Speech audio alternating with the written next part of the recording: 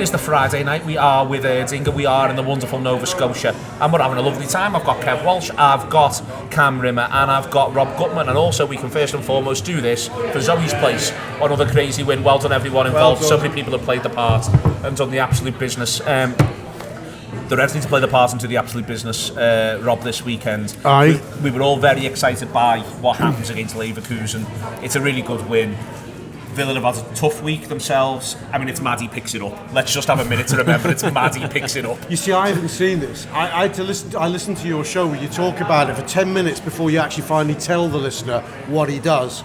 Have you still not seen it? No, I've got to the show. Why would I be watching Aston Villa Bruges? Well, I thought it just went everywhere. It was the pickup that went around the world. He just picks it up. Oh, yeah, I get it. Yeah, I get it. Steps on. So, sorry. Cam, come on, describe it then. No, I've seen it. I have seen it. This is Aston Villa Bruges, right? He basically just gives it to Mings, doesn't he? And then Mings thinks it's like he's taking the goal kick. I agree with Phil Blunder, if anyone's listened to the show, that it's the keeper's fault. The keeper kicks it in when he's not looking.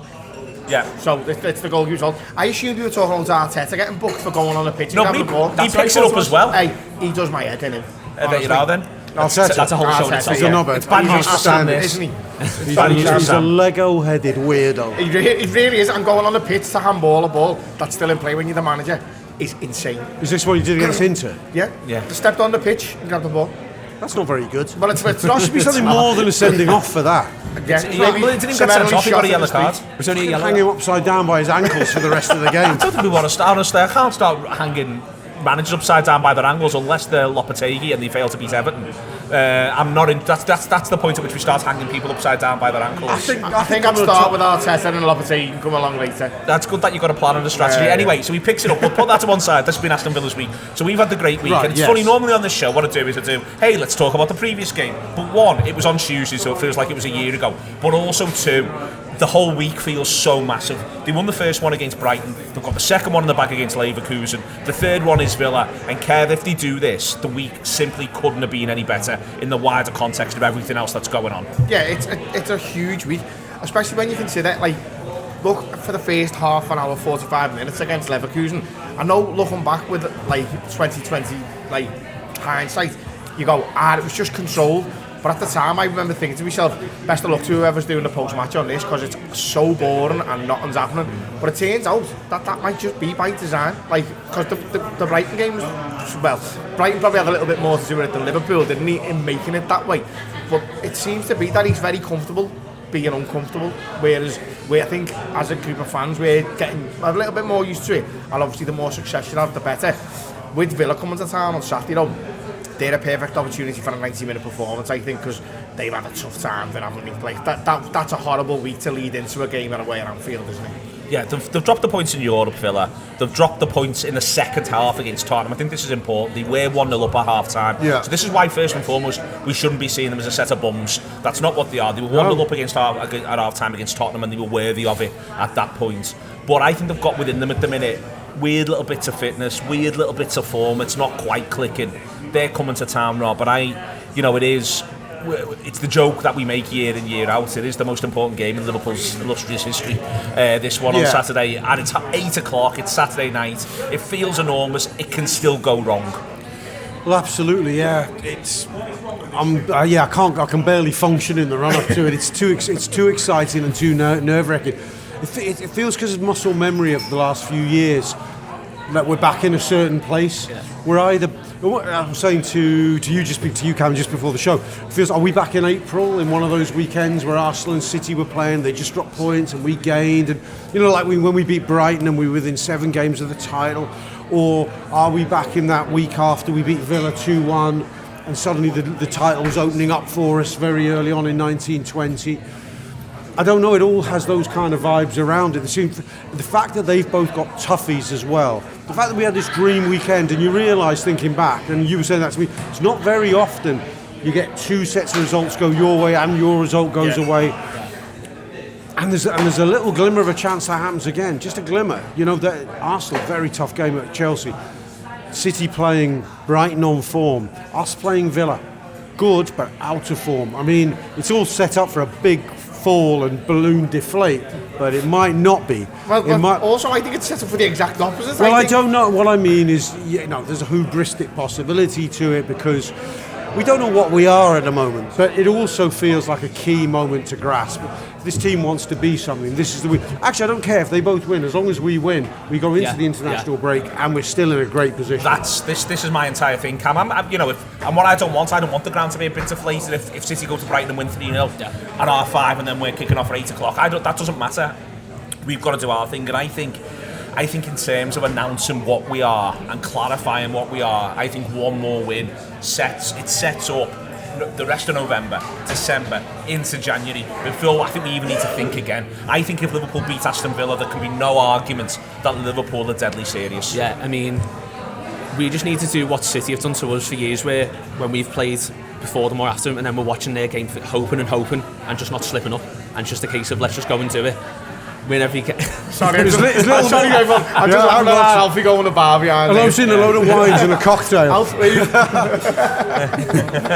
I think Alfie's getting around in there. I think so, yeah. Getting on the Erdinger. But yeah, just a we just need to just do our job. Like, it's too early in the season. I mean, I know when the TV changes came out and it's like City at the R5, we're the 8 o'clock. It's like, oh god, this could be. That's the one that makes you go, oh my god. But again, though, if City do win, which more or less probably will, that doesn't change anything. We're still in the ascendancy, aren't we? So we've just got to just do what we do every week, like just like we've been doing for all these seasons, really. Well, I think Cam, this is how you get in people's heads. There's a really weird thing here where you could say, for instance, I said this before on the show. There's this hypothetical world where you could say, City lose, Arsenal lose, we draw. That puts us in a better position than if all three win. Yeah. But I think that we're actually in a better position if, genuinely, whilst it's not the points give one version better, but I think we're in a better position if they're beginning to go, oh god, they might not stop. Yeah. Because we've seen what that pressure does, and I think it's doing a bit of a number on Arsenal at the minute, but not about us, about City. I think it's about City are doing a number on Arsenal, because they have done for 2 years. But I think if we're there as well, and we just keep winning, that's when you do a number on teams. Well, I was saying to Rob, it's like when the whole Mane Villa sort of thing, where City come off the pitch thinking we've drew or think even got beat, and then by the time we get the changing rooms, we've won. And it's like, oh god, like... Did they lose that day? I think they drew. Well, they came back from behind. They were getting beat at half time. We were getting beat at half time. They turned it around before we did. They went 3-1. Yeah, that was it. Yeah, but when they finished the game, we were still drawing. We were still drawing. Yeah. So this is what I mean. So it's all psychological already, isn't it? The way that last week against Brighton, I think even going into the ground on Tuesday, you could tell the fans in the place, there was just a bigger buzz, wasn't there? And they're still riding from Saturday, and I think we are riding on a wave now. We've just got to take advantage of it. But it's mad that we still talk about that game, and that was game number what? 10. Well, it was the exact same day as last week. It was 5 years to the day. It is mad that we had that sense of destiny at that moment. But the key thing that it did was it set up the confrontation with them. Yeah. And the timing of the gap and the matches, the parallels are unavoidable, aren't they? Yeah. If we can go there and breathing deeply before even saying it, if we win this and beat Southampton, and we can go there with, what have we got, a 2-point lead on, but anything, maybe a little bit more. Well, if you look at the chance to deliver a knockout blow. If you look at us last week, I'm sorry, but then players would have known about the City result. Because there's no coincidence that when Bournemouth, go ahead, and then we just turned it on to win the end, you know what I mean? And we brought it back. So it's all mind games already, and we only passed Bobby night. So I mean, like, come on. But the mind games points too, because you're saying there about three. If all three win, it's better for Liverpool than if all three draw or whatever the comparison was, and that comes from the fact that we've already dropped 3 points at home to Forest, who have turned out to be really good. But if those two gain points away from home and we drop points at home, that's the way it looks. And going into the international break, it's a little bit of a which I was a bit like after the Arsenal game, where I was thinking, Arsenal are not that good. Sorry, Sam, but Arsenal are not that good. We should have. I thought we should have beat them, and I think, as you say, if we beat Villa, there could be a little bit of a sense of cushion and inevitability from a City point of view. I'm not that worried about Arsenal. That could come back to bite me, I understand. But from a City point of view, they're like, we've got all these injuries, we're dropping these points, and then these are just winning and winning and winning, and before you know it, their eyes off the ball, which is very similar to the last time we won the league, isn't it? Indeed, we are in Nova Scotia. It is with our friends at Erdinger on a Friday night, a massive Friday night before the biggest possible Saturday. See you back in a second. And Erdinger, please.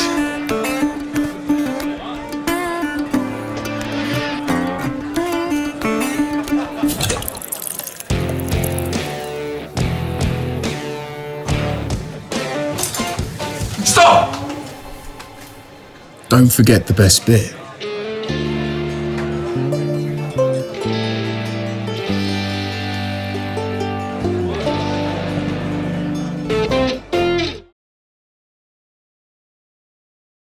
Pleasure to be back. It is Friday night and it means looking ahead and working out what we want from the team. Now, Diaz does brilliantly midweek, scores an excellent hat-trick. Thought the manager was quite funny about it today in his press conference in terms of thought he'd do well. Didn't think he'd do that well. Well, there was interesting. I got more than funny. Yeah. The fact that he got onto that, because I don't think anybody could have said they'd known it go that well. I don't even think it's just about the goals. It had gone well, hadn't it, in the previous cameo? Well, it's more than a cameo, 45 minutes. I came out of that, because of the way that experiment had worked, sort of more excited than I've been at any stage in the season in a way. It's good to beat Leverkusen 4-0, but I still think, I've been dwelling on this, everyone's been kind of really enjoy what we're doing, but not sure what we are yet, not sure how good we are. Don't care if it's a bit boring, but we're winning. All loads of cliches. Well, not cliches, but people are saying the same thing over and over again. And I think the thing that will light a blue touch paper in terms of our belief is that something has to gel amongst the forwards that makes us go wow, right? Because I think the bedrock on which this team is built, be it our keepers, who are both brilliant, our defence, which is outstanding, and our midfield, which is pretty rock-like with Gravenberch at its base. And the fact is, that foundation is not conceding goals. We are scoring goals, all our forwards are getting goals, but it's not a million chances a match. We're not ripping teams to shreds quite like we were in that 18 months, say 19 into 20. But I do think it could come. And I think we've got 5 elite forwards, but it's almost like throwing them like a pack of cards on the table and going, which is the best combination? Which is the best combination? And I'm still waiting to see what that is. And I thought we saw a glimpse of something, and I thought, what if it's Gakpo, Diaz central and Salah wide? What if? That could just really work. Or it could be that Núñez comes in at left wing. I don't know how you do it. But I just thought the reimagining of Diaz could just be a key to a door. I may be overthinking no, it. I totally agree with you, because I think the other thing that reimagining Diaz does is it allows you to say to Gakpo, don't worry if you don't have a 10 out of 10 game on the left-hand side of this one. Because currently, he comes in and some games he looks fantastic, and other games he looks like he's under maybe a little bit of pressure. Whereas if he's got it, if you can say to him, 5 games, you're on the left-hand side, regardless of what happens in them. Yeah. And it doesn't mean we're taking Diaz, who's currently our on-form player, out of the team. I think that frees up Gakpo to then go, okay, well, I can just relax into my skin a little bit here. It allows Diaz to get closer to the goal, which, listen, I was a big critic of his last year, and I think that's the difference. Getting him closer to the goal on the left has worked. If you get him closer in the centre, it may even work even better than that. So you could have that front three. It's got a bit of everything in it, hasn't it? Yeah. Salah, Gakpo and Diaz. You wouldn't want to face that. It's got the skill to beat you, but also it's got some pace in there as well. Salah's not as quick as he once was, but I wouldn't fancy having a foot race against him. No, I'd agree about that with the Gakpo stuff. I feel like he looks like he's playing with, he's not as much pressure on himself. I feel like he gets in his head a lot since he came to us. But yeah, I'd agree on that, to be honest. And then Salah out wide, he's going to score or assist, isn't he? No matter how much of a quiet game he has. I feel if you got Diaz is a different kind of forward if this works, and I'm over projecting possibly. You don't have to service. Let's do it, Rob. Let's predict every game till the end of the season. But you don't have to service. If you with a Jota or a Núñez or a traditional centre forward, you've got to service them, otherwise they're not in the game. Diaz is in a game. He's always going to be present. And I think that takes a bit of pressure off Gakpo. Because the trouble is with Gakpo a lot of the time is he's not in a game. Until he is, and then he can explode. But I think if you've got this guy to his right, who is just a ball of energy, a kind of a Wolverine of an attacking player, it helps Gakpo enormously. I think it takes pressure. It allows his more considered game, if you like, to breathe. I just think that kind of... It's an unusual, it's almost like Mane meets Firmino in one sort of energetic, effervescent thing in the middle. I'm excited by it, and I think it brings I might be overthinking it, could bring the best out of the other two. Not that Salah needs bringing the best out of him, but the combination could be incredible. But I think he's going to start Núñez. Do you know what? I would have said it, but I'm not quite sure. There was something in his tone about how he was surprised by the Diaz. I'm not sure he might not be able to resist going, what the hell? what the hell? Let's go again. With the timing of it being just before an international break as well, that would probably lean more into what Rob's saying than what you're saying. Pre-planned, I think probably Núñez, because let's face it, he's not scoring, but he looks a different player. Yeah. He looks more controlled, more effective, really. When he's playing, he's doing more stuff that makes you go, "Sound that, well done." And it's not just like a little burst where he gets a shot away or whatever. It's a bit more like he's a part of the team rather than this outlier up front who might do something but might not. I think I'd probably go more with what Rob's saying though, just because you've seen it be so effective the other night. Then they're going away on international duty anyway, so is it really worth resting legs and stuff like that? They're both going to South America, aren't they? So I don't know. I think it. And you might rest him in the game he comes back. Yeah. Because you'd rest him anyway. Southampton, you move. I think on the back of a hat trick, that confidence that's not an everyday bit of confidence boosting getting a hat trick. It's fucking. And I know we're used to managers dropping hat trick heroes because that's what happens. I don't think he's going to drop Diaz. I think he's going to play Diaz. You think he'd drop Gakpo? On the left, yeah. Drop Gakpo. I'm not. Gakpo doesn't Gakpo come off earliest the other night in my dream? Gakpo, I think is. Who comes off earliest? Those three. As Neil said, it's a lifetime ago. It's a lifetime ago Tuesday. I don't know. I've just got a feeling because I think you almost definitely do want to rest Diaz the other side of the international break, right? I think he's sort of into that swing now, isn't he? After the international breaks with the South Americans, they're the first ones that get getting rested. Yeah. So if you work back from that, and you definitely want him against Madrid and is it Madrid City? Yeah. City, yeah. Wow, you want him in that than there. So where's he get his rest?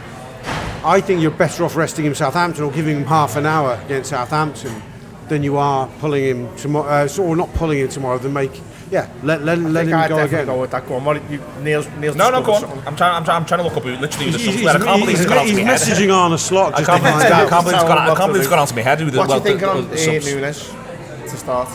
I think the reason why one of the reasons I start Núñez is I think there's lots of evidence of him terrifying Aston Villa.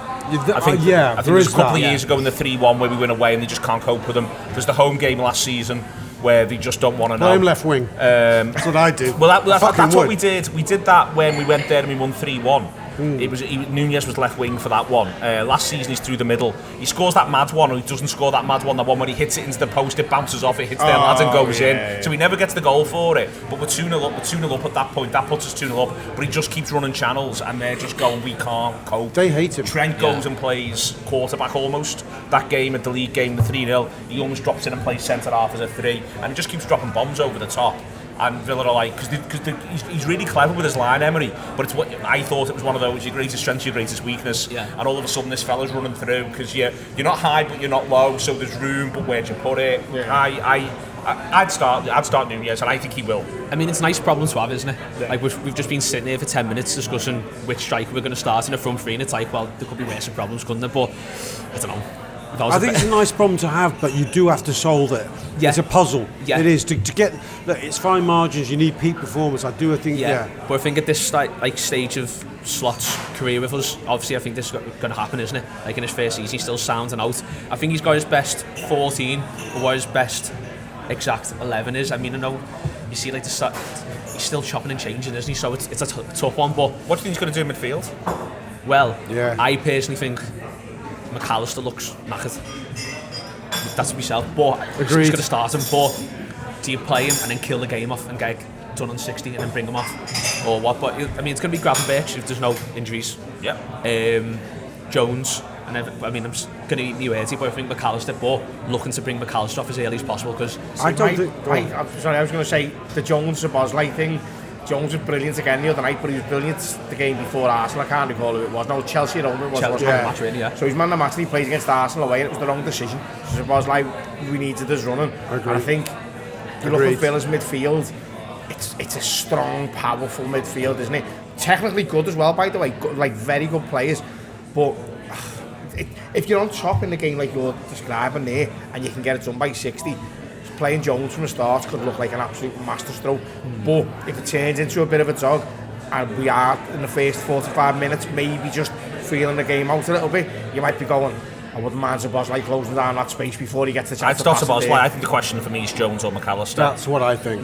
Because I'd play the two deep. So I'd play the two bigger lads deep. Szoboszlai and Gravenberch would be my pivots. Szoboszlai plays well further forward than that now. Yeah, though. I know, but that's what I'd do. Well, I'd play Jones as a 10. I'd start them as quite a compact 3 anyway, and have a bit of alternation, because I think the thing about so much of their strength is running power through the middle of the pitch. McGinn loves a bit of that. I know he starts wide, but he cuts in. I think they're going to probably play Jacob Ramsey. He does the same thing. And then they'll have Onana and Rodgers and Watkins. That's so much running power through the middle of the pitch. And I just sort of think for that, I'd rather have our lads who are all 6'1", 6'2". That's exactly right. Who Not can, Mac, no. And I just wonder if it's one where, you know, you go that way around. I think he probably will start McAllister. So this is one where I think he will. I'd start Nunez, and I think he'll start Nunez. You'd rather start Diaz, and you might think whatever you think. I think on this one, I'd rather start Jones. I think he will start McAllister. Managers love picking McAllister. So he starts Jones and starts McAllister. So I think you start Szoboszlai. Szoboszlai. I think you start Szoboszlai, McAllister, Gravenberch. I think that's what it starts with. Yeah. I've just got a feeling McAllister will miss out. I think he'll agree with your intuition, and I think mine as well. Is he'll go with the bigger lads, and I do wonder if Jones will be the furthest forward of the 3. I'm not saying it's a 2-1 pivot with Szoboszlai deep. I've just got a feeling he'll go with the 3 bigger lads. I don't think he'd be comfortable pulling Szoboszlai to the left in that deeper role. I think whilst it works this way, where Gravenberch pulls a bit more to the right and is deeper. I think what you're describing would be likelier if the deeper player was Jones can play off the left. You can play a zigzag where Gravenberch, Szoboszlai, Jones. Yeah, but I think we're describing the same zigzag. Okay.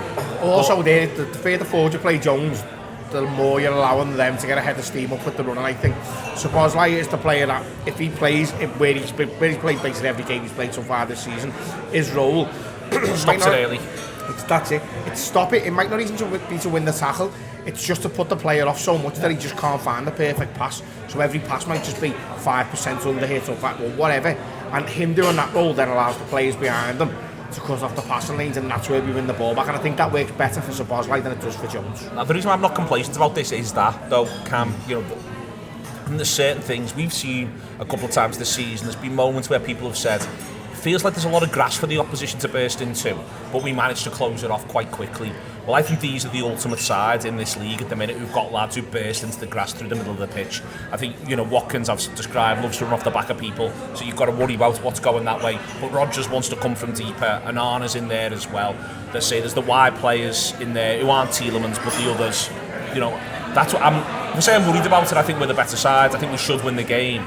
But I can see how Villa can hurt us, because I've seen teams this season have room to move into against this Liverpool side, no matter how well it's defended. Yeah, well, I never said about these slow starts. I feel as if he's letting the opposition do all the running, letting them do all the thinking, and just tiring them out. But when you've just named there from 5 or 6, you wouldn't be surprised at all if they got a chance in the first couple of minutes where they just bomb on.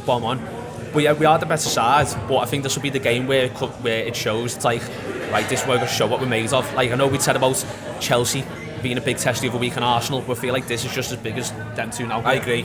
Really do think it's that big. I think that's important, and also it's the context of it as well, because it's the point now where the top with a bit of a cushion, there's the gap to Arsenal. This is not the one you fluff your lines in. And if you allow for the idea, to Kev's point, if we think they knew what the score was at City when they were playing, they certainly will know what the score is for Brighton versus City when they're kicking off. I know, we're all saying we can't let that result get in our heads, but let's be honest. Well, just to confirm, it's already in my head and Brighton have won. just so we all understand it, the Saturday I've set out for myself. Christ almighty. But yeah, that's just it, Saturday 8 o'clock, isn't it? So everything's at stake though, isn't it? If City win, they go top of the league, right? So that at stake is going back top of the league. If City drop, at stake is a lead. Yeah. And that's arguably bigger. You like the Reds. You're pro the Reds. I am pro the Reds. Did you, just last little thing before, I'm not going to ask you to do predictions or anything daft like that, but I'm going to ask you one thing, but did you think, here we are, 10 in played, Champions League the way it is, did you think we'd have that this season? I thought we'd challenge what I wasn't expecting. Like, I thought we'd be sort of a halfway house between where City and Arsenal are right now. If you said to me we'll be about 21 points after 10 games, and we'll be doing well in Europe but not taking the piss. Whereas top of both leagues with a cushion, is just beyond what we would have thought or hoped for. I don't think anybody, well, listen, some people will have, because they're eternal optimists, aren't they? I had a very similar thing to you. I didn't think we'd be dropping off dramatically because the players we've still got are unbelievable. Didn't know what Slot was about. I can't praise him enough for what he's done so far. I think he's been absolutely outstanding. But to be where we are now, and also with a weekend this huge coming up, Chelsea, Arsenal, it's the way around, isn't it? Brighton versus City, and then we're at home to Aston Villa. It's beyond anyone's wildest dreams. And the thing about it is, we seem to be, in my opinion, getting better every single time I watch us play. So Rob was saying before, we don't necessarily know what we are. I think the Liverpool players know what they are. I think they're very much settled into this. Whatever Slot is telling them, like, he's right, you know. Control, ultimate control, not having to work your socks off for that 90 minutes, and then bang, bang, bang, bang, bang, and before you know it, you're on the canvas and we're on to another game. I think, listen, you couldn't have asked for what we've got now, but the key to it is, we've had great starts like this before, the key to it is, games like Saturday, you get that win, and then we go into the next bit, and the next bit, and the next bit. And what I like about Slot is he genuinely seems to be like that as well. He's got that vibe. You're going to have a good Saturday night? Oh, and day. You're going to have a good Saturday day and night? So, well, I'm out tonight, I'm out tomorrow afternoon, I'm out the match, and I'm on no post-match stuff, thank God, because I'm not sure people would understand. Editorial decision made on that one. I can very much agree with it, by the way. Yeah, it's an editorial decision you endorse. You're going to have a good Saturday night? Oh yeah. Well, I know. If Liverpool win, I will. That's what I'm asking you. I'm asking that in a roundabout way. This is a roundabout prediction. Yeah, I think so. You can't be sure at this level, Neil. You can't be sure at this level. You can't be sure at this level. You cannot be sure at this level. But fucking hell, let's just have a great Saturday night. Up the Reds.